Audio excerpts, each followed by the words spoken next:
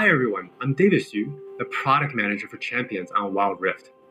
We talked about Champions a while ago, and our philosophy remains simple.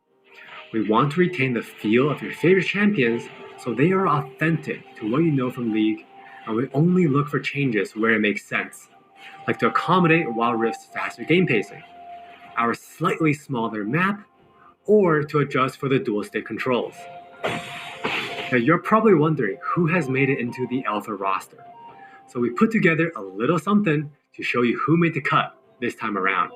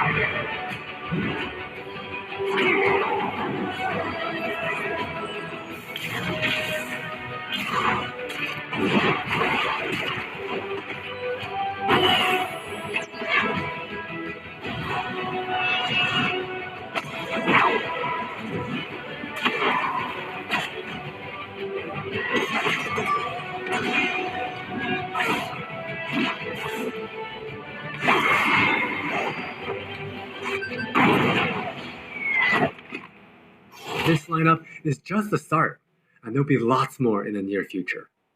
Wild Rift features a dual stick control scheme that we hope feels natural to mobile and console veterans. We have spent a lot of time building on that foundation with a focus on responsiveness and precision.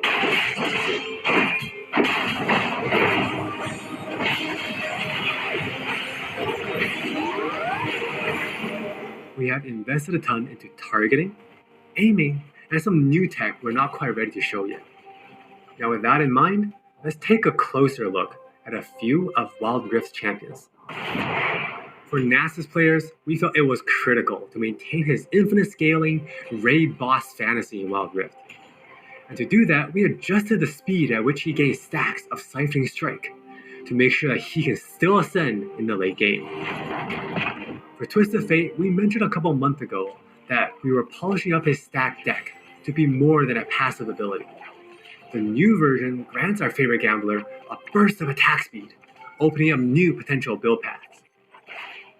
Most of Miss Fortune's kit already works great on Wild Rift, but we took the opportunity to change Double Up into a skill shot to accommodate our dual stick controls. And now this also gives the Miss Fortune players more gameplay opportunities. While some champions, it made sense to make some small adjustments. For Janna, she was a perfect example of a champion that has near identical gameplay from PC. For Shyvana, we wanted to push the envelope a little further and really bring out her Dragon Hunter thematic while not adjusting her core gameplay pattern too much. Now, when Shyvana takes a Drake, she gets unique bonuses in Dragon form.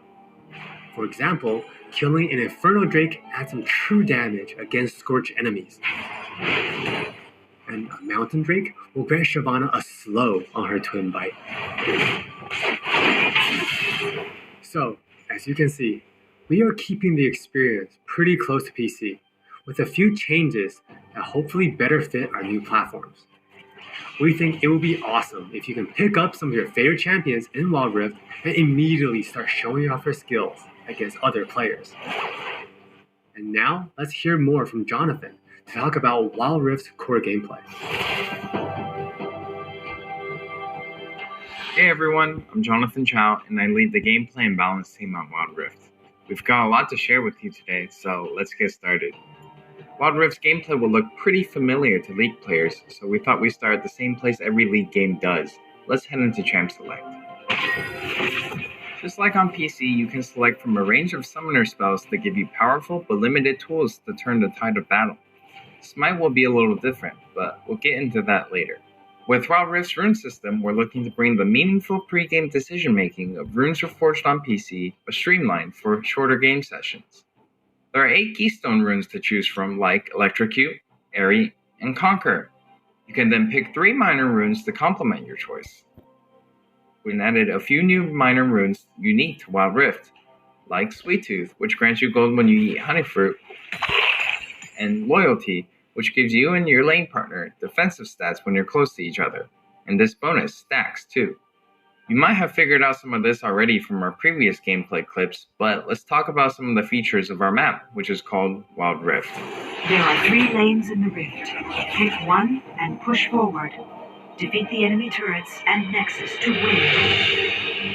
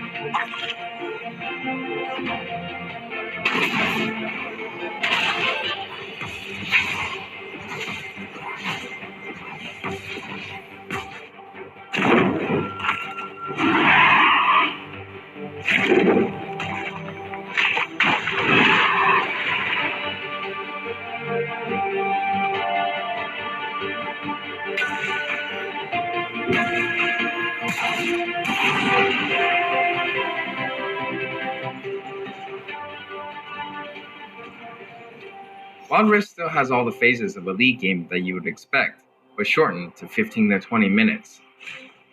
From last hitting and trading in the laning phase, to setting up the perfect gank, to fighting over that crucial dragon,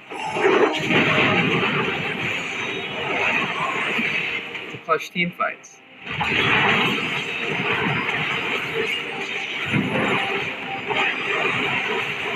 For junglers, you can now choose whether you want Challenging Smite or Chilling Smite after you finish off 4 major jungle camps. That way, you can get straight into ganking as soon as you're ready. You can expect to find many in-game items you'll know from PC, which can only be bought in the fountain. While the number and tuning of items may be different, their purpose is almost identical. For instance, Rabadon's Death Cap is still the go-to item for stacking up your ability power.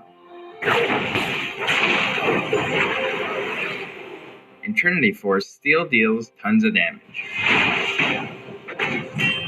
We also need feedback on our new Tear of the Goddess item designed for tanks. It's called Fimbulwinter, and it'll grant you a shield when you crowd control someone. Wild Rift also features many familiar active items, but each player can only purchase one. These active effects are now bought as a 3rd tier for boots, and you can mix and match any upgrade with any boot type. Support players might want to pick up the Redemption enchant, and tanks can grab the Stone Plate for extra resistances. Or maybe you'll want to try something that's totally different. We've added a quick buy pop-up for when you really need to get back to lane quickly, too. We've built Wild Rift's gameplay with depth and strategy in mind. We want this to be a MOBA that's easy to pick up with friends, with a high ceiling for mastery, so we're hoping the core 5v5 experience lives up to your expectations. Speaking of 5v5, the Regional Alpha also has Co-op vs AI available to practice your skills, a tutorial that covers controls and abilities, and we're looking to add new modes after launch. Alpha players can even test the rank system, which we've designed to retain the core competitive spirit of League, with a few adaptations for new platforms. We'll talk more about this at a later date. That's all from me.